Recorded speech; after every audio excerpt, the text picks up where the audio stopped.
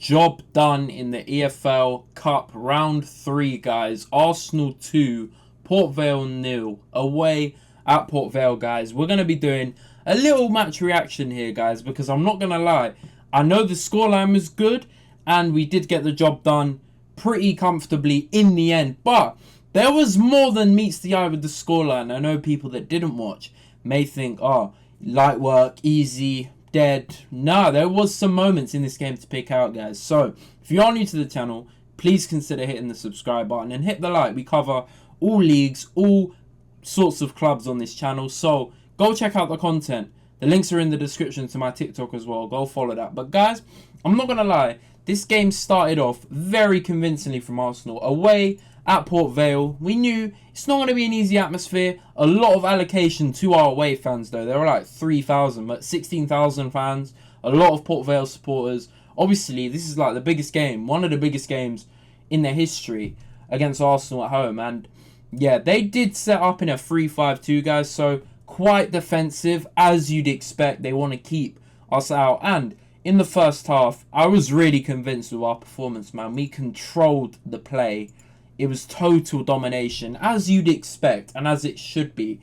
We created multiple chances, and in the first 10 minutes, Eze, beautiful goal, guys. His first for Arsenal. Yes, it's Port Vale, but you play who's in front of you, and it was a brilliant move, man. Into Skelly, who back-heeled it. Skelly back-heeled it onto Eze. He made a little feint and slotted it in the bottom corner. That was just beautiful. Absolutely beautiful play. Lewis-Skelly as well. Back heeling it like that. And Eze, composed finish. Love to see it. That's what he brings. For the money we've paid, we know his quality, guys. We just need to put full faith in him. And he needs to start every game for us. And I expect him to against Newcastle. Now, after that, in the first half, I thought we continued to probe. But we didn't really have many proper chances. We created 2 big chances, according to SofaScore. And I'd have to agree with that, man. I mean, we didn't really test the keeper as much as I would have liked us to. We had all the possession in the world, of course. We were controlling. They could not get out their half at all. And yeah, it was one save.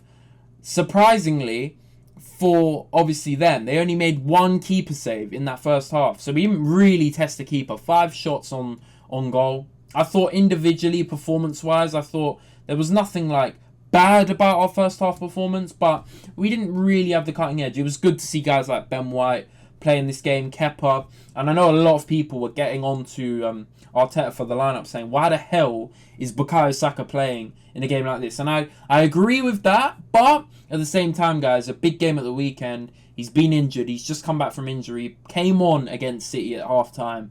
He's not really got the match fitness in, so that is probably why he started him, but I would have liked to have just seen him bench him, start Dalman, and then bring him on when the game's dead. You know, I don't disagree with the decision. He does need the match fitness, but hey, it is what it is. We had Marino up front, which we saw a lot last season, and last season it was not because we had a choice. We have a choice now, but back then we were relying on him. Martinelli, I thought, had a decent game. He did get out their defence quite a bit. He made some good runs as well, good passes. He was decent. But Eze, beautiful performance, man. Like, this is what he brings. It's Port Vale, yes, I know, guys. But I'm so excited to see him in more games this season, man. He's going to be a game changer. That signing is just a game changer, guys. Ethan as well, really good on the ball today, man. Ethan as well. He needs to play more. Like, yes, he may not start a lot of games, but he needs to come on a lot earlier in games because he is so talented. You can see it on the ball. His IQ for his age is ridiculous, guys. And we've got a lot of young players in the squad, but Ethan, so slick on the ball, man. I really like him, and I'd like to see him play a lot more, especially if Odegaard's out like he is now. Norgard did his thing. Nothing special, but he brings the experience. He brings composure, and he did his thing. Nothing too bad. Skelly was impressive. Very good.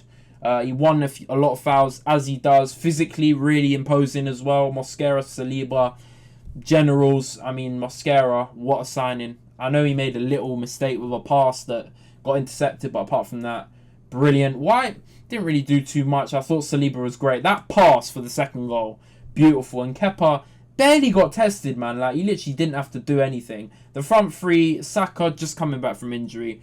He didn't really do much, to be honest. He had little moments. Marino was a bit weird because he was good in the link-up play, but non-existent in the final third, as in having shots or like troubling the defence, if that makes sense. And Martinelli, I've already said, looked decent. But guys, in that first half, as I said, 11 shots, 0 goal, 2 goalie saves in the whole game. That was in the whole game, guys. So that just shows. I mean, we didn't really have the clinical aspect to our game today.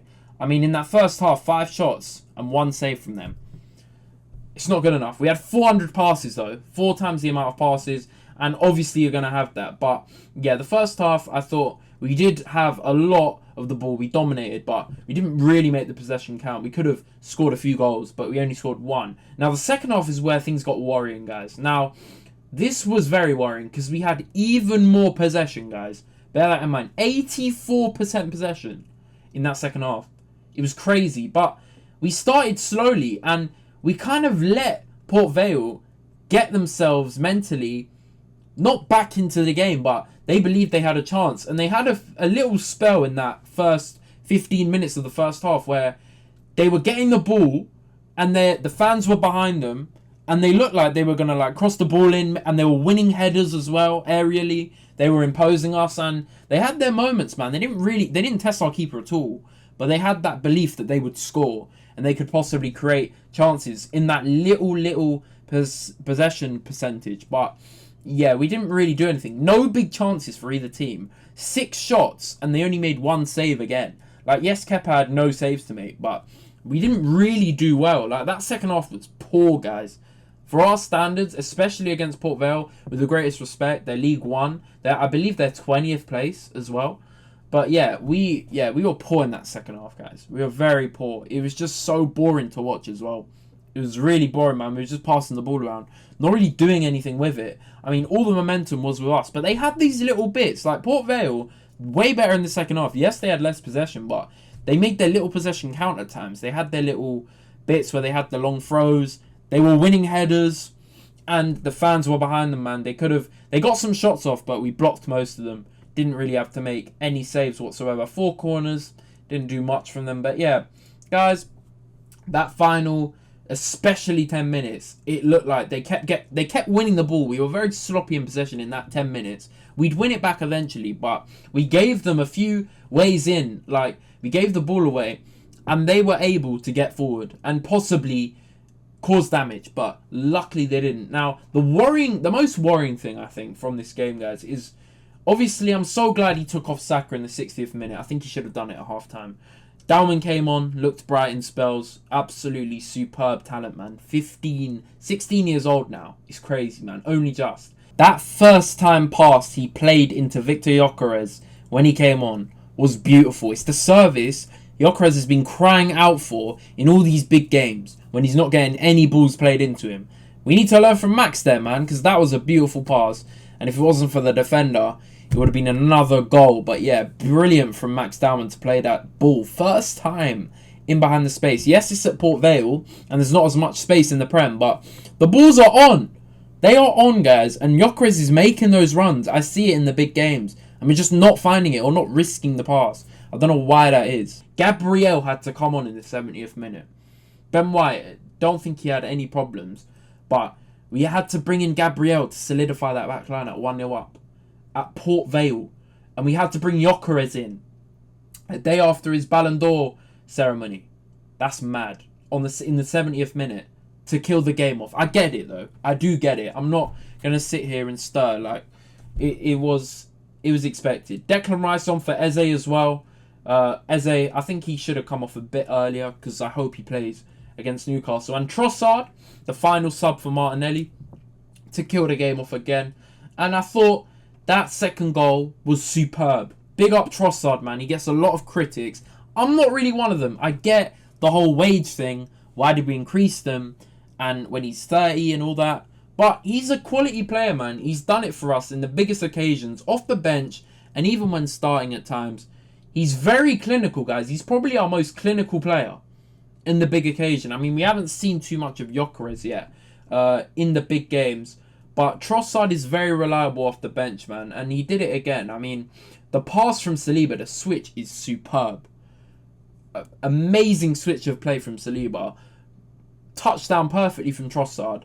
Cuts in and just, like, slots it. Brilliantly, man. Really, really good. And that obviously killed the game off so late on. 86th minute. Brilliant, man. 2-0. Comfortable. In the end, comfortable.